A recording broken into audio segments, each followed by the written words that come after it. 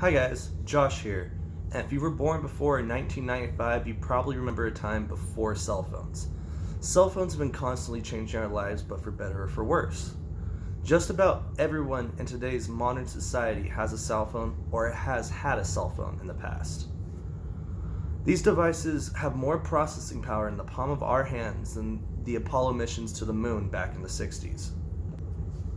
So today I'll be weighing the pros and cons of cell phone use in our school systems today. First, I want to talk about its practical uses and how it can have a negative effect on our education system, and then I will be going over its positive effects, and lastly, I'll be going over my opinion on which we should have them or not in schools. It's no secret cell phones can be quite distracting. I'm using a cell phone right now to record this video. No matter how great they may be, they can still be a nuisance when it comes to education.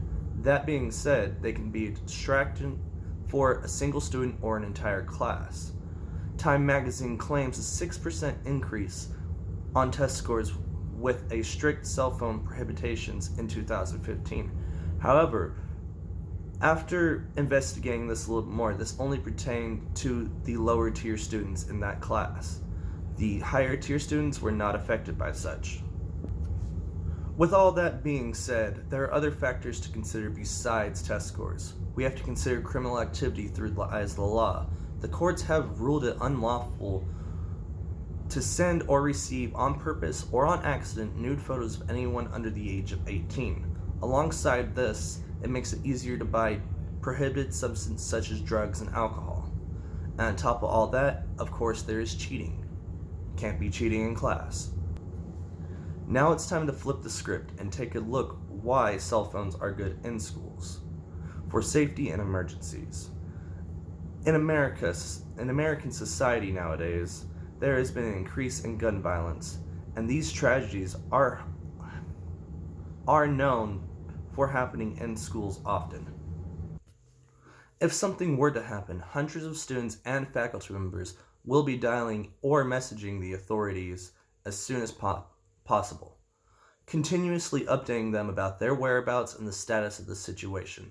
Furthermore, this could be worked upon with cell phones being allowed in schools instead of being prohibited.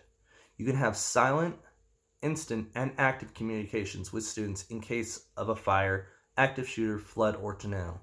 This is a scenario where this would be helpful. Moving forward, cell phones can be used as an educational tool, from spelling to math. This technology can help us learn and succeed if we allow the proper channels to exist. Now it's time to weigh the pros and cons. I've strayed away from most of the easily recognizable talking points. This is to show the extent of how one piece of technology can impact our lives as students and as educators. Ultimately, cell phones aren't going anywhere, and we should embrace the fact that we can connect through distances, through rooms, and through the internet. They're also a great way to keep in touch or keep track of your child's location as well as their educational progress. And obviously, cell phones, they're not going anywhere. They're here to stay.